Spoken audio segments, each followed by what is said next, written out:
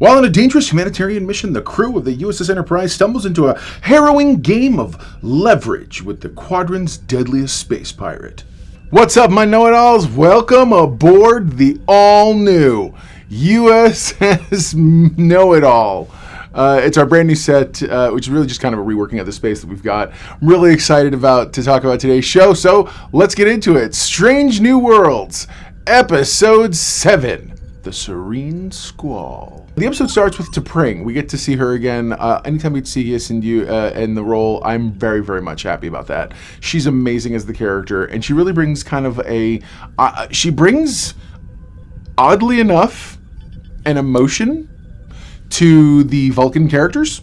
And I don't necessarily mean that in a negative way, as much as I mean you feel all of her passion.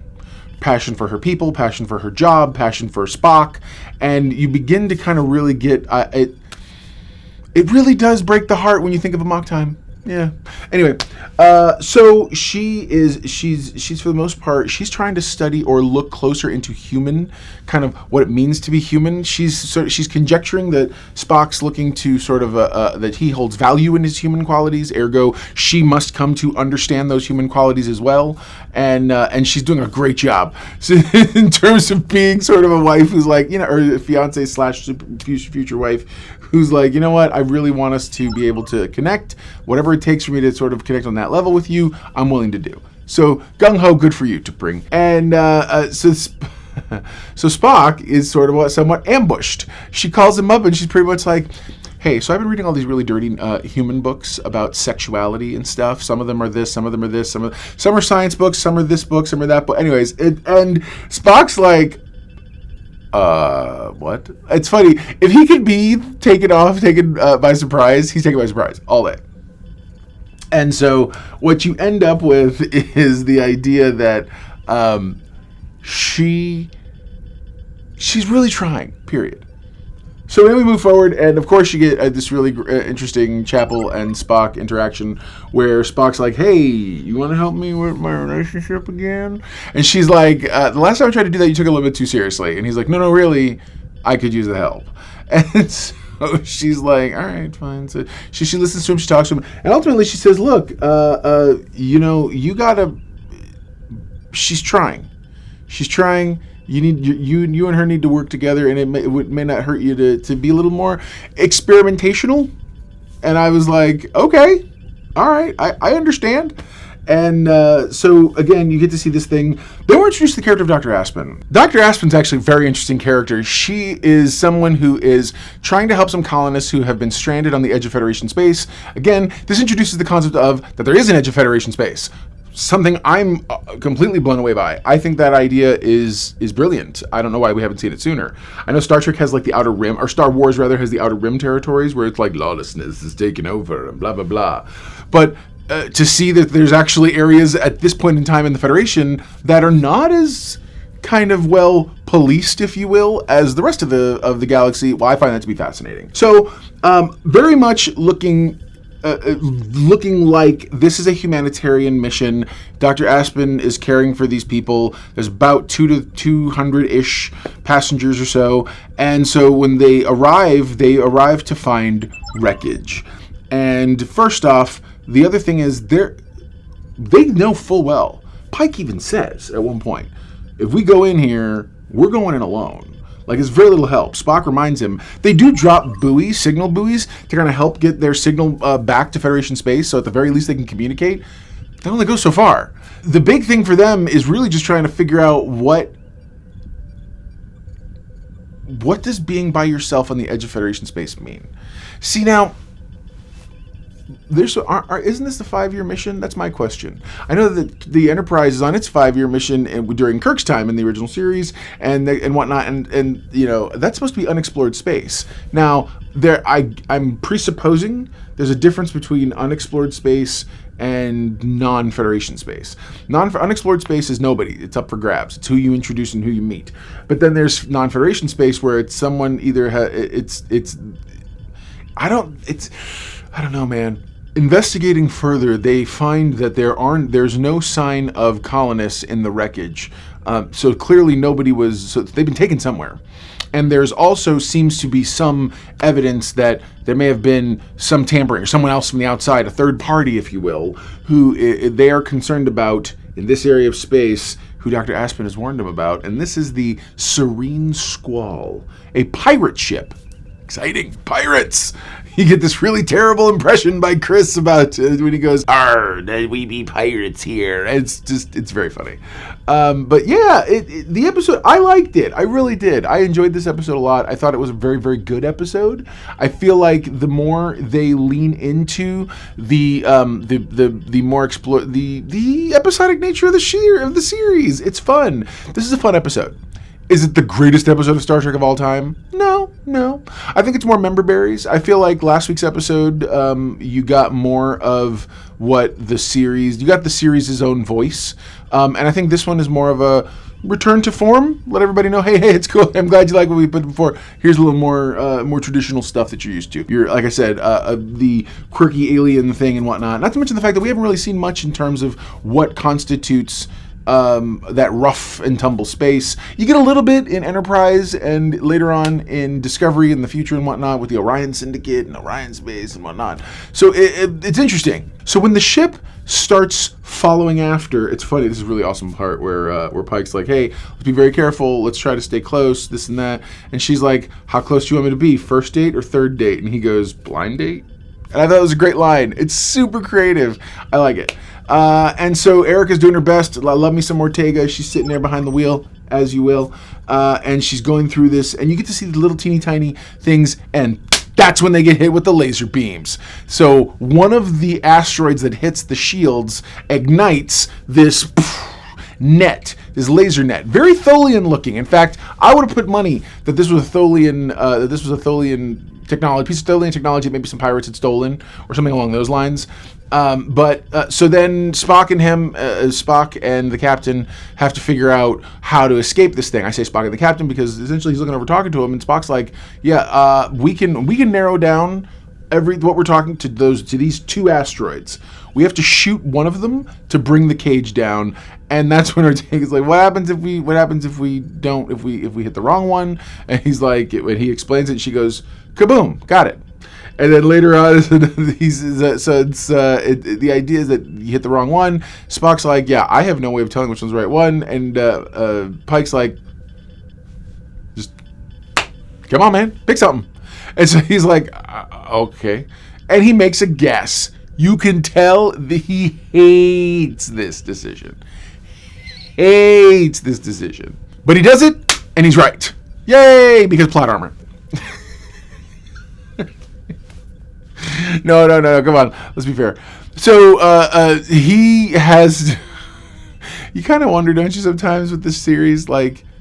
Okay, so we know Spock's never going to die. So anytime there's really no stakes in terms of how he's going to end up. But, yeah. And we all know how Pike's going to end up one day.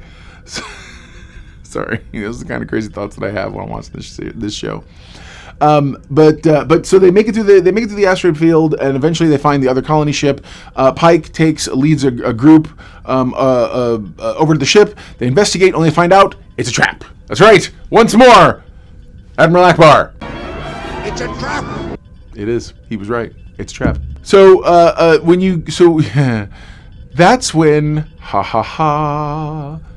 get the real plot thickens. Dr. Aspen is actually the captain of the Serene Squall. Boom! Talk about a turnabout. I was like, what? Man! And, can we talk about that eye tattoo, by the way? I'm totally digging it. Anyway, I was just like, what is happening here? Why would you do this?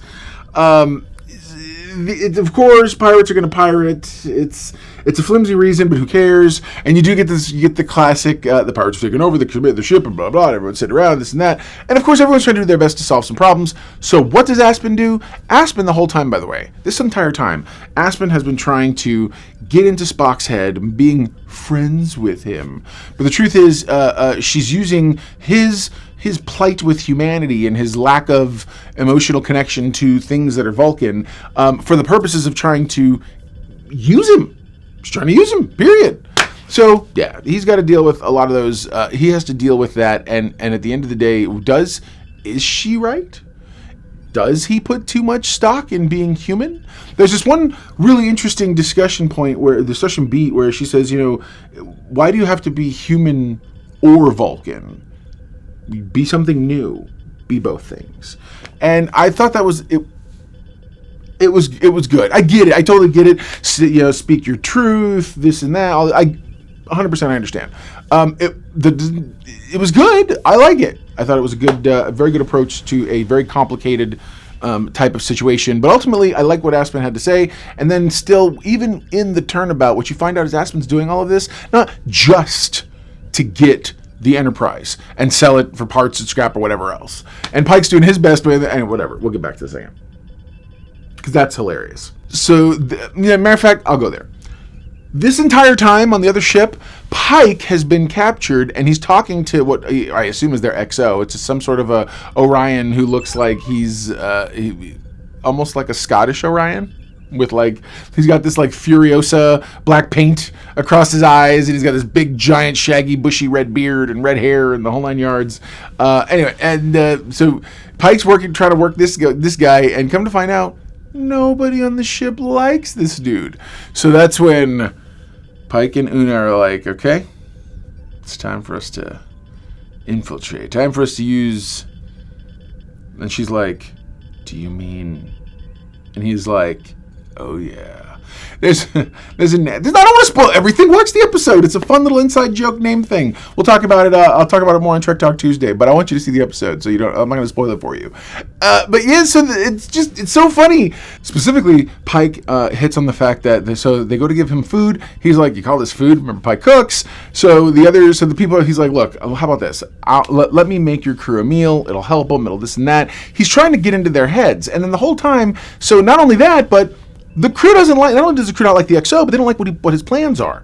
So they're talking about, he's like, yeah, you should totally sell us to the Klingons and this and that. And the crew they don't like the Klingons. Sometimes they don't like dealing with them. They don't like, they may or may not like slavery, who knows. But at the end of the day, they don't like dealing with the Klingons, that's for sure.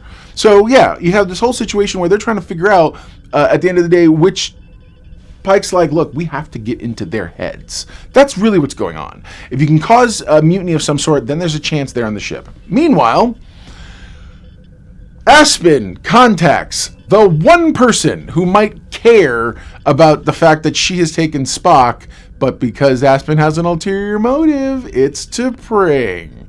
So specifically, she doesn't want money. What she wants is her Vulcan criminal husband released. And that's when Spock realizes who she's talking about. And I'm not even going to bury the lead. We're getting Sybok.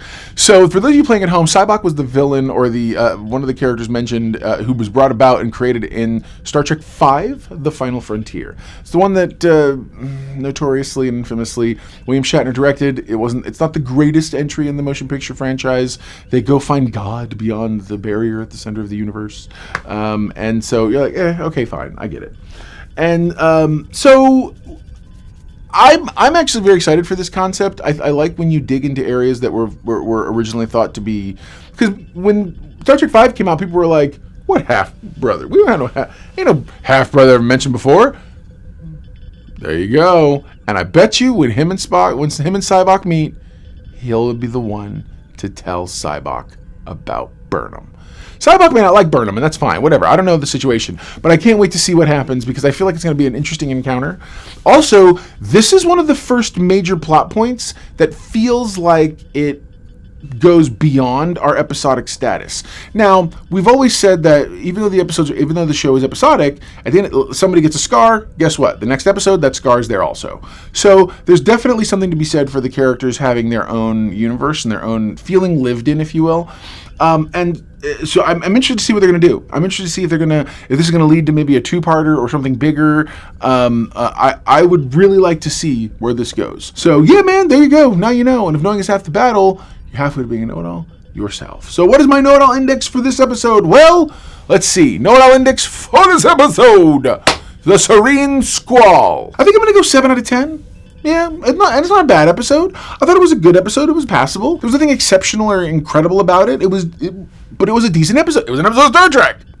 Come on. I feel like if I was to actually sit back and go through Next Generation episodes like I do these, one at a time through the entire series, and who knows, that might be something in the horizon, depending on how busy things get. Although right now I'm having trouble just getting Trek Talk Tuesday out on time.